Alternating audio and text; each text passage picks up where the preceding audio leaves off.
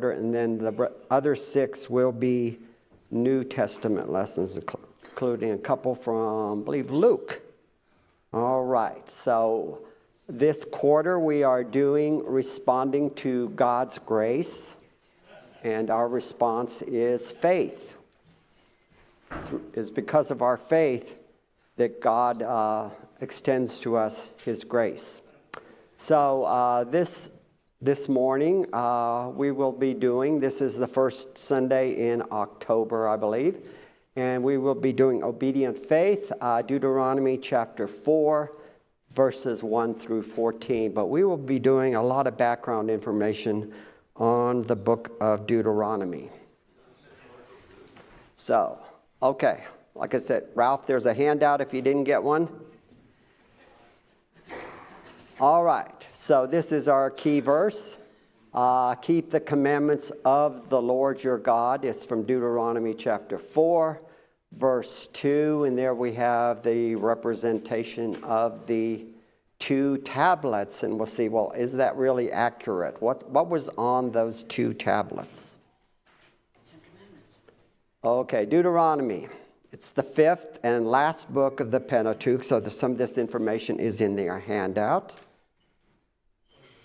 It contains Moses' 4 discourses. The handout has 3.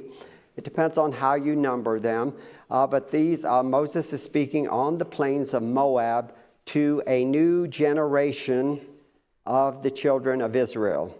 The previous generation, those that were 20 or older, at the time the spies returned, that generation did not have faith, did not believe, except for a couple, Joshua and Caleb. So that generation, those that were 20 and older, had died, except for Moses and Joshua and Caleb. Even Aaron is gone, and Miriam. Has a repetition of the 10 Commandments. That is because Moses is repeating them to this new generation.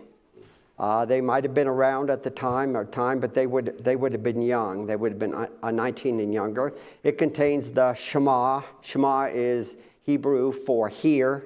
Hear, O Israel, the Lord our God is one. And all 3 of Jesus' responses to Satan during the temptation are taken from Deuteronomy. So Jesus quotes Deuteronomy 3 times in response to the 3 temptations. First is, you shall serve only the Lord your God, Deuteronomy 6:13. You shall not put the Lord your God to the test, Deuteronomy 6:16. And then man does not live by bread alone is found in Deuteronomy 8:3. So all 3 were from the book of Deuteronomy. All of Deuteronomy takes place on the plains of Moab. This is on the east side of the Jordan, east side of the Dead Sea, and they were getting ready to cross the river. Moses doesn't get to go, but Joshua is getting ready to take the Israelites across the Jordan River to the land. This I have over a period of about 2 months. Your handout, I have it a box around it. It has 1 month, but I'm going to show you it was really closer to 2.5 months. Okay, it includes 30 days of mourning for Moses. So if that's 30 days there, so then you add the discourses, you know you're going to have more than 1 month. So here's the calendar here. What God did as they were getting ready to leave, as He instituted the Passover and they were getting to leave Egypt, was He instituted a new calendar for Israel. And it started on the month of Nisan, N-I-S-A-N, and He told them, this month will be the beginning of the months for you. It shall be the first month of the year for you. Now, we're told in Deuteronomy verse 1, verse 3, that it starts on the 40th year, on the first day of the 11th month, and that was the month of Shavat. And then at the top there, Nisan, the 41st year, 10th day of the first month, Joshua and the Israelites crossed the Jordan River.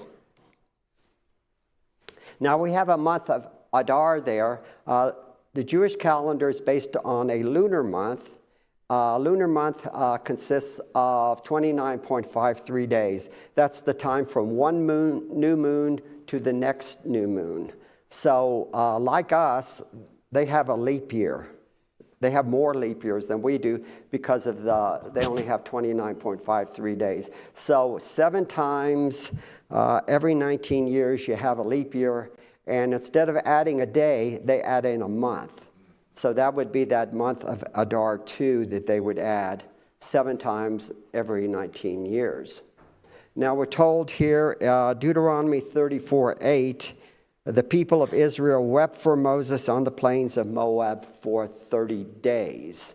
So, let's see.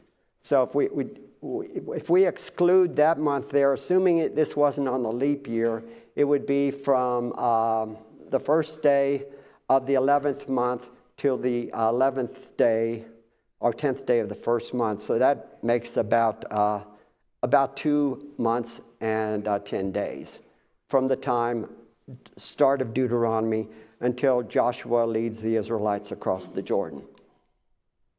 So some key words and themes in the book. Covenant. 24 times Israel is told to keep, observe, follow, obey the covenant. Love. 3 types. God's love for his people, the people's love for God, and 2 times love for the alien. This is a little bit different about Israel's God. You know, the people were told to love their God. They were told that their God loves them.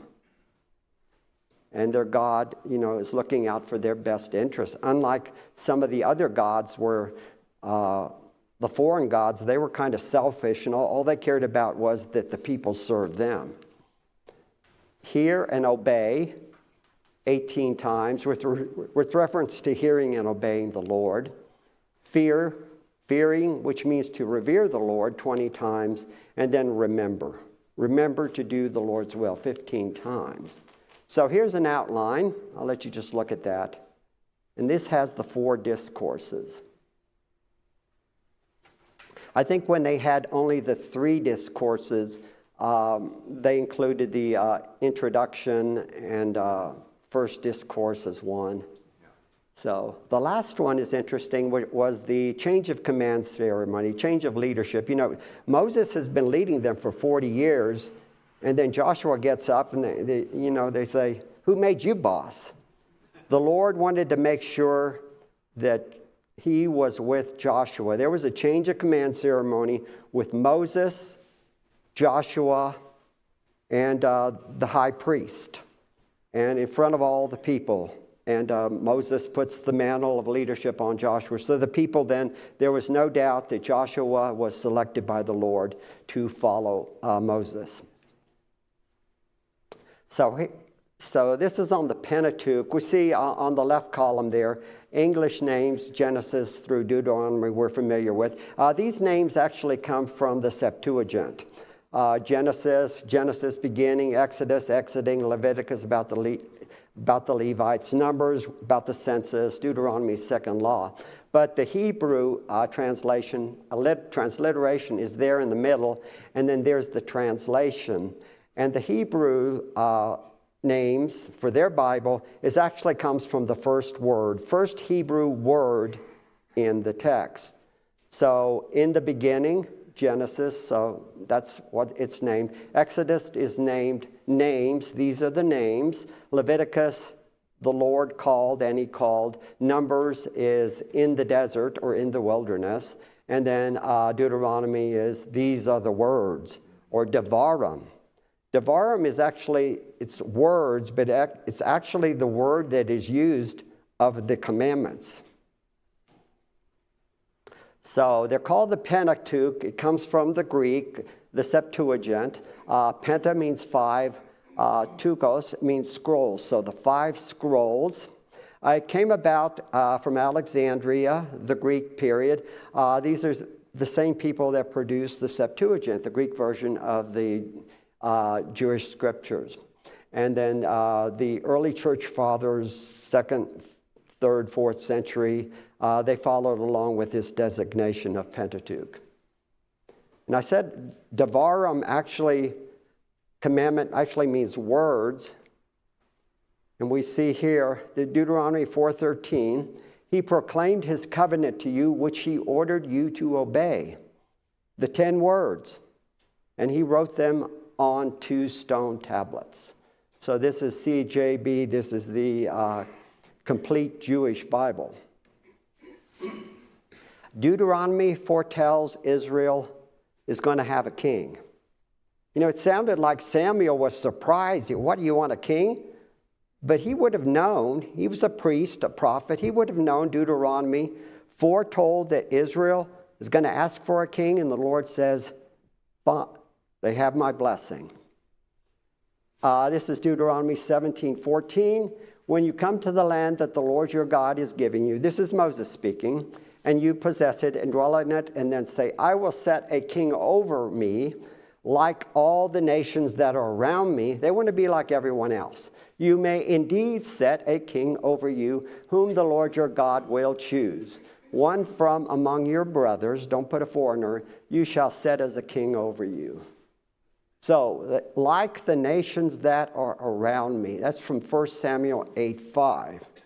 The problems the nation had was they came to Samuel and said, your sons do not follow your ways. They're corrupt, and you're getting old. So, we want a king like all the nations that are around us. And that's actually there, found in 1 Samuel 8:5. They want to be like the nations around them. And when he sits on the throne of his kingdom, he shall write for himself in a book a copy of this law approved by the Levitical priests. Now, it's one thing to read this law. It's another thing to have it read to you. But if you got pen and ink and you're writing on papyrus and you're having to write it out for yourself, you're going to remember it better, aren't you? If you have to write it. Okay, so he's got the law, a copy of the law. He's acting as a scribe, and he's writing a copy for himself. Now, what does he do? And it shall be with him. He's got to keep it with him. And he shall read it all the days of his life. So if he doesn't follow it, he's got no excuse. That he may learn to fear the Lord his God by keeping all the words of the law and these statutes, and doing them, keeping them and doing them, that his heart may not be lifted up above his brothers. So don't get haughty. Don't think you're better than everyone else. You've been appointed by the Lord to lead them, but just, keep your place. And that he may not turn aside from the commandments either to the right or to the left, so that he may continue long in his kingdom, he and his children in Israel. So he's going to copy them, keep it with him, keep it on his bedside, and then he's supposed to read it every day. Is that like keeping a copy of the Constitution in your top pocket? Well, I don't know any of us do that, though. Okay, so he shall read it in it all the days of his life. So I wonder how many kings did that. Here's an interesting thing. He shall not acquire many wives for himself, lest his heart turn away. Now, Solomon, you need to write this 700 times. I will not have many wives. I will not have many wives. And that's followed by, and he will not acquire many horses. And man, he had stables of horses. It's like Solomon read all these. Okay, I'm going to do every one of them because I'm Solomon. So remember last week, we didn't have time to get into Caleb, but we're going to do a little on Caleb. So he's looking there. So don't you wish it would have looked like that? I don't think it was quite that nice. So Caleb. one of the 12 spies, we know that. He represented Judah, and the 12 spies were in leadership positions, respected leaders of the 12 spies, and they were to check out the land. Is it a good land? Check out the cities, check out the strength of the people. Caleb means bold, impetuous, a dog. Remember that motivation poster I had up there about the little dog leading all the big dogs? That's Caleb. He, along with Joshua, encouraged the people to take the land, but Caleb quieted the people before Moses and said, let us go up at once and occupy it. So Caleb actually spoke out before Joshua did. And then Caleb was the first one to say that, not Joshua. And then Joshua would later join in with him. He could have had a job as a motivational speaker. Yes, he was God's cheerleader. Jacob was called a servant of the Lord by the Lord himself. Puts him in company with like Moses, Abraham, David, being called a servant of the Lord by the Lord. But my servant Caleb, because he has a different spirit and has followed me fully, I will bring into the land into which he went, and his descendants shall possess it. So here's the promise from the Lord that Caleb's going to get something there in the land. He's going to get a possession. Caleb was given Hebron as his possession. That's in the area of Judah. And that's where David was king for 7 years. And then Caleb's son-in-law and nephew, Othniel, was the first judge of Israel. He was not an Israelite. He was the son of Jephunneh, the Kenizzite, and the Kenizzites were told in Genesis 15:19, they were already living in the land of Canaan when Abram was there. Even though Caleb was a Kenizzite, he became associated and given leadership responsibilities in the tribe of Judah. So he was sort of, like Paul says in the book of Romans, you could say he was grafted in. Paul says the Gentiles were grafted in, while Caleb was grafted into the tribe of Judah and occupied a leadership role there since he was sent as one of the spies. And then there's just the verse from Numbers 34. Tribe of Judah, Caleb the son of Jephunneh. Caleb was the only individual, not even Joshua, singled out by the Lord to receive a specific inheritance. According to the commandment of the Lord to Joshua, he gave to Caleb, the son of Jephunneh, a portion among the people of Judah, Kiriath Arba, that is Hebron.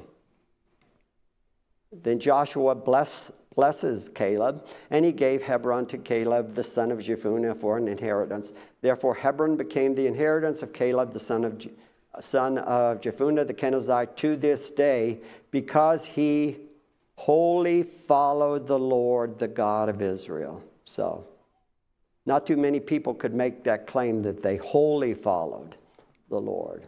So that's where Hebron is, right in there. And that's where David served as king for about the first 7 years. And one of the sons of Saul served in Jerusalem until they got things worked out. And then David then became king of all Israel for 33 years. Moses. He had a life of ups and downs, didn't he? He wasn't supposed to live, was he? Or very short. He was supposed to be thrown into the Nile.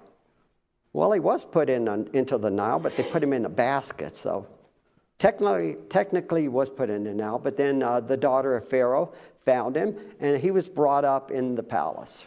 So there's a high point. He kills an Egyptian. He has to flee to Midian. He's a fugitive. Low point. He marries Zipporah, a Midianite, and has 2 sons, whom we don't know much about at all. They do not follow him in leadership positions. And then a leader, recalcitrant leader, he didn't want the job, did he? Did not want the job. Lord called him. Signs up from spokesman. Okay. Yeah, he performed the miraculous signs there in Egypt, along with Aaron. The magicians also did that, but then they made him make bricks without straw. And then the Israelites want to stone him. Then the Exodus, a high point, terrified. They were leaving. They come up to the Red Sea, and the Egyptian army is coming ready to wipe them out. Then victory over the Egyptian army. People grumble. They didn't have water. They get water. They grumble. They want food. They grumble. Water again. Attacked by the Amalekites. Victory. Moses has to hold up his arms. He's exhausted. Mount Sinai, get the Ten Commandments. Aaron builds the calf, idolatry. Covenant renewed, and then sent out the spies, grumbling some more, victory, grumbling, victory, blessing, victory. So just ups and downs throughout his life. Imagine one of the big downs is when he was told he and Aaron do not get to go into the land. Next point, Moses and Aaron disqualified from entering. This is the story about the rock. There was no water for the congregation. How many people they have? A couple million? And where were they? In the wilderness. And there was no Costco. No. Well, there was panic buying and they didn't have any water. So, and they assembled themselves together against Moses and against Aaron. Poor Moses and Aaron. What can they do without God? They assembled themselves together against Moses and against Aaron, and the people quarreled with Moses and said, "Would that we have perished when our brothers perished before the Lord." Wow. They just keep on doing it. Would that we have perished in Egypt instead of, starving or not having water or not having food. Why did you bring this assembly of the Lord into the wilderness to die here? Both we and our cattle. So this is the first time where they mention the cattle. We need water for the cattle also. Then Moses and Aaron went from the presence of the assembly to the entrance to the tent of the meeting and fell on their faces. There, nothing they could do. And the glory of the Lord appeared to them, and the Lord spoke to Moses, saying, "Take the staff." That's the staff he used there in Egypt. He threw it and it became a snake. It's the staff he used when they crossed the Red Sea to part the waters.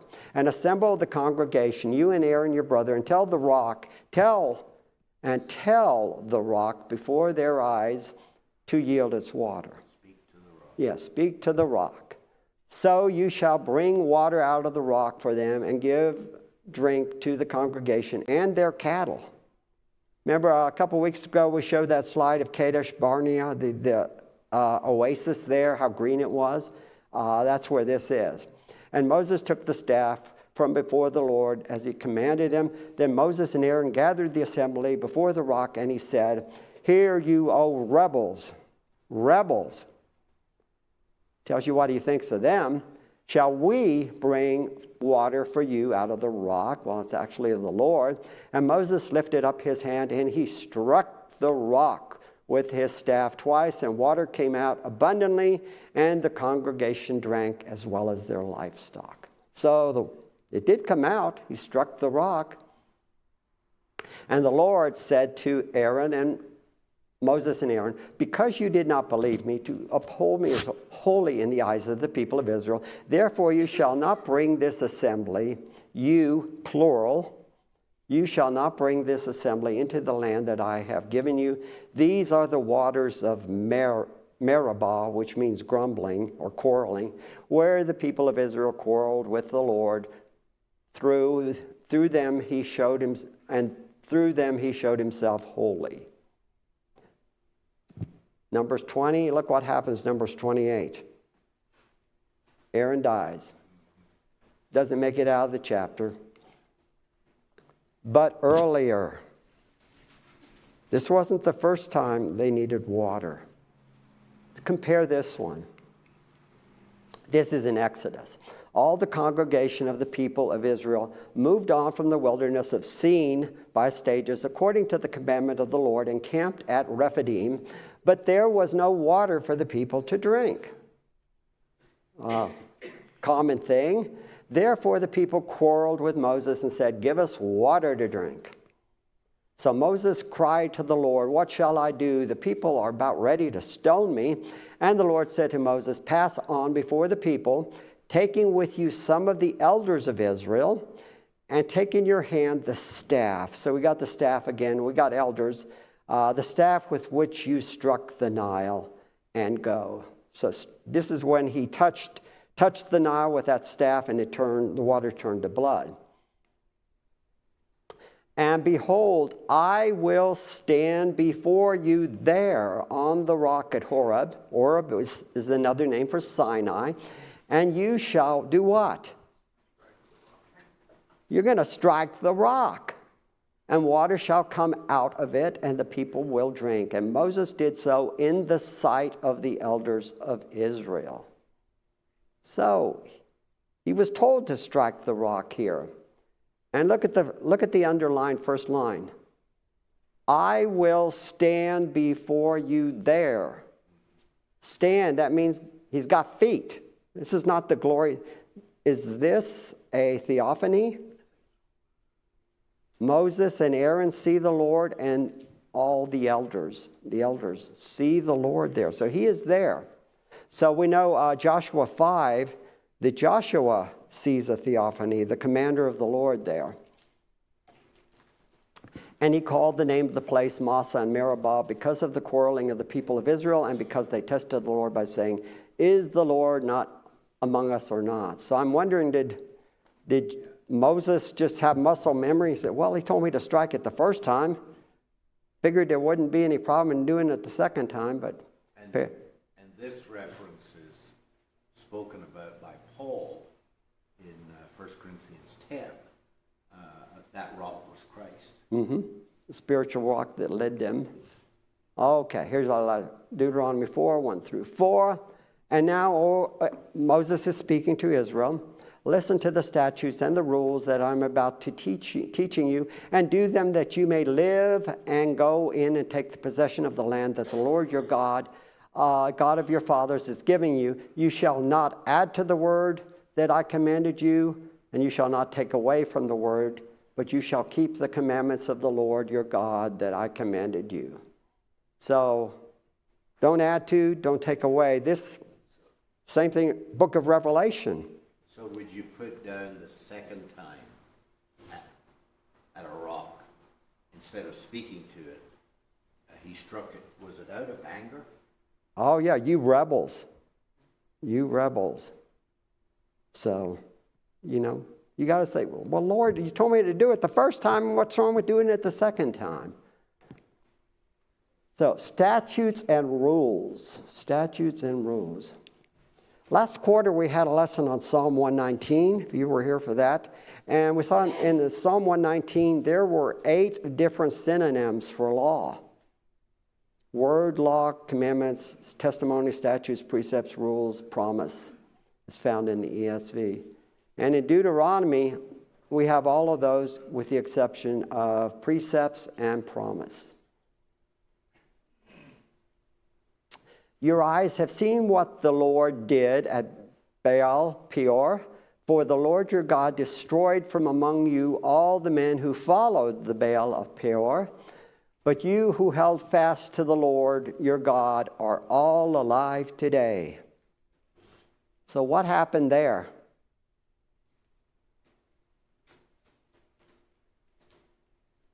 This is in Numbers 25.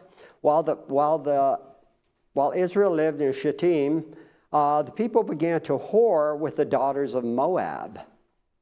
These invited the people to the sacrifice of their gods, and the people ate and bowed down to their gods. So Israel yoked himself to Baal of Peor, and the anger of the Lord was kindled against Israel. Those who died by the plague were 24,000. So what did the people of Bethlehem think when Naomi brought a daughter of Moab to their town? Not good feelings. So this all alive today, brought it to you, to all who are alive today. Near the end of Moses' second discourse, this is Deuteronomy 27, Moses and the priests declare to the people of Israel, "Keep silence and hear, O Israel. This day you have become the people of the Lord your God." This day. What about yesterday? What's so special about this day that they become the people of the Lord when, their fathers weren't? Deuteronomy 5, 1 through 3 explains it. And Moses summoned all Israel and said to them, "Hear, O Israel, the statutes and rules that I speak in your hearing today, and you shall learn them and be careful to do them. The Lord our God made a covenant with us at Horeb." That's Sinai. "Not with our fathers did the Lord make this covenant, but with us who are all of us here alive today."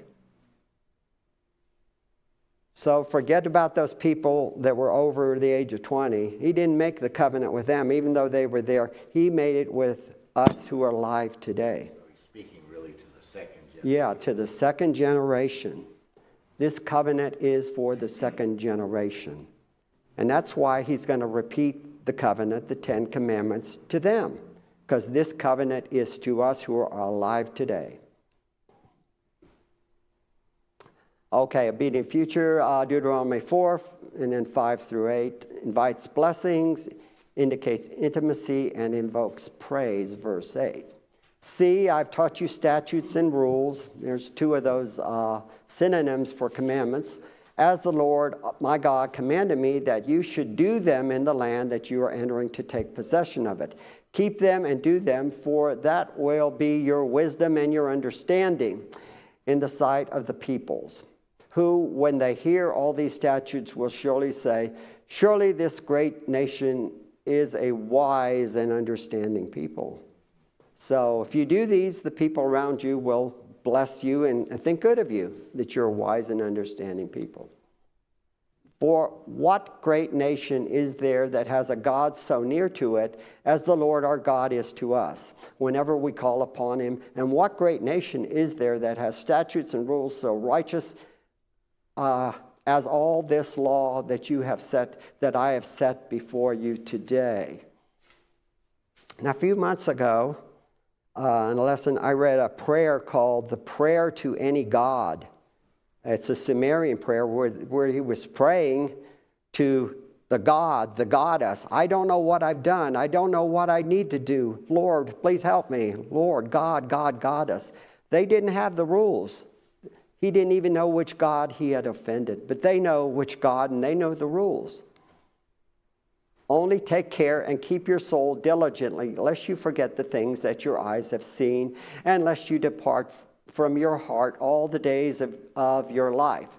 Make them known to your children and your children's children." How many times have they been told? "And when your children ask why you do this, you tell them. How on the day that you stood before the Lord your God at Horeb," that's at Sinai, "the Lord said to me, 'Gather the people to me that I may let them hear my words.' They heard the words of the Lord, so that they may learn to fear me all the days that they live on earth, and that they may teach their children to do so also." To do also. Reasons to obey.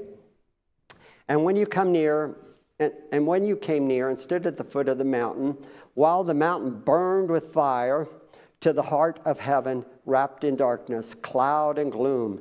Then the Lord spoke to you out of the midst of the fire. You heard the sound of the words, but you saw no form. There was only a voice.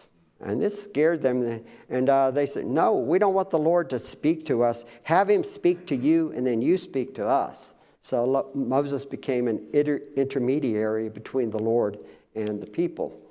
And he declared to you this covenant, which he commanded you to perform. That is the 10 commandments, the 10 Devarim, the 10 words. And he wrote them on 2 tablets of stone.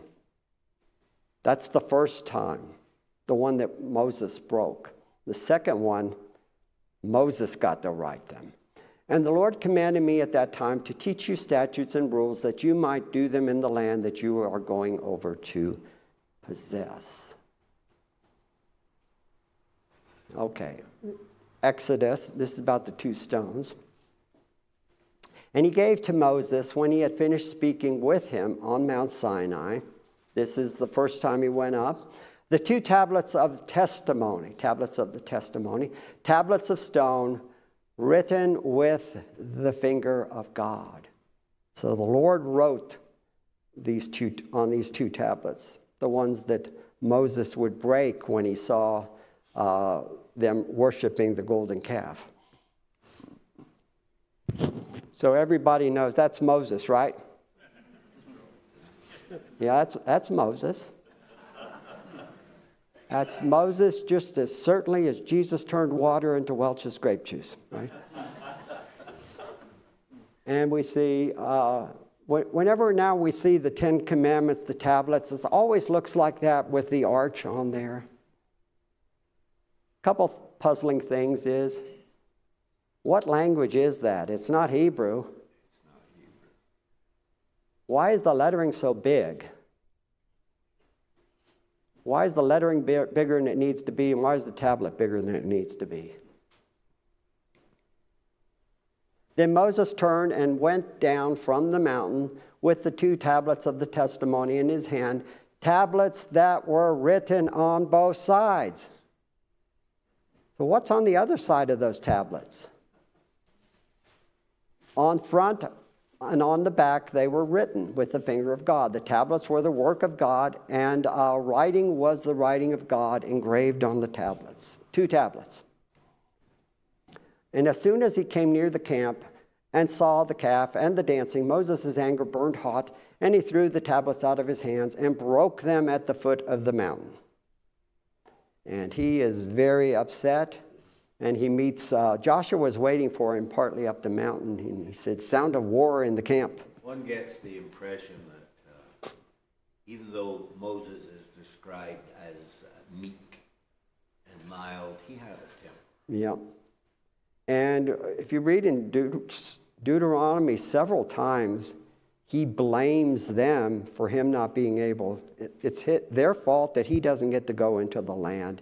And he begs the Lord to let him go, and the Lord says, enough of this. He doesn't say, my grace is sufficient for you. He says, I don't want to hear this anymore from you. And you're not going. So, why 2 tablets?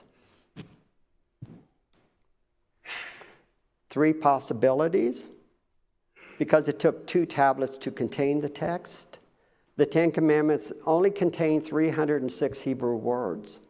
Documents on stone and clay, they were typically written with small writing because you wanted to get as much on there as possible so you wouldn't have to make any more tablets. They were written by God on both sides of the tablet, written with the finger of God. So possibility, it took 2 tablets to contain everything. But you see here, this is a Sumerian law code. This is actually before the 10 Commandments. You see how small the writing is? Cuneiform. Yeah. So if they can write that small, I think God can write pretty small. Does that look familiar to anyone? The Cyrus cylinder. This is in the British Museum. Records the conquest of Babylon by Cyrus. I didn't know, first time I saw that, I thought it'd be like, this long. It's 9 inches by 4 inches. 9 inches by 4 inches, they can record the entire conquest of Babylon by Cyrus. If you had a good pair of cargo pants, you could put that in your pocket. Possibility 2, one tablet dealt with the vertical relationship, man's relationship to God. I'm the Lord, no other gods before me. Keep the Sabbath day. The other one was a horizontal relationship, how you treat other human beings. Don't murder, don't commit adultery, that sort of thing. So one contained one thing, one contained the other thing. Possibility number 3, I think this one's about 99% being the right one. Covenants are an agreement between two parties. This was a covenant, wasn't it? It's an agreement between two parties. Ancient Near East treaty documents, each party, as with ancient Near East treaty documents, each party, God and Israel, received an identical copy of the covenant. In case of, an example, Hittite documents, those were ancient Near East. The second copy of the document was kept at the temple of the sun goddess. And that was a safe place. That was like a safe deposit box, keeping it there. Both copies of the covenant, God's and Israel's, were placed in the Ark of the Covenant for safekeeping. So that was the stone tablets. But keep in mind, they also had the copy on papyrus that the priests had. But the stone tablets were in the Ark of the Covenant. Now, okay. Most of you have taken out a mortgage, right? You go to the title company you have to sign your name, what, a couple times? No, the personal title company, this is this, and if you're there if you have a spouse, you get two here. You sign it, and then pass it along to each other. And okay, this next document is such and such. And then you sign it with their pen, which is a blue ballpoint pen, so you know it's not a Xerox copy. And then each of you, the lender gets a copy, and you get a copy. So 2 copies of the covenant. Party of the first part and yeah. Party of the second part. So God had a copy of it, and the Israelites had a copy of the covenant. So both parties have a copy of the covenant. Okay, this is from the NIV Cultural Background Study Bible. Judging from the legal practices in the ancient world, Moses was probably given 2 copies, not one document spread over 2 tablets.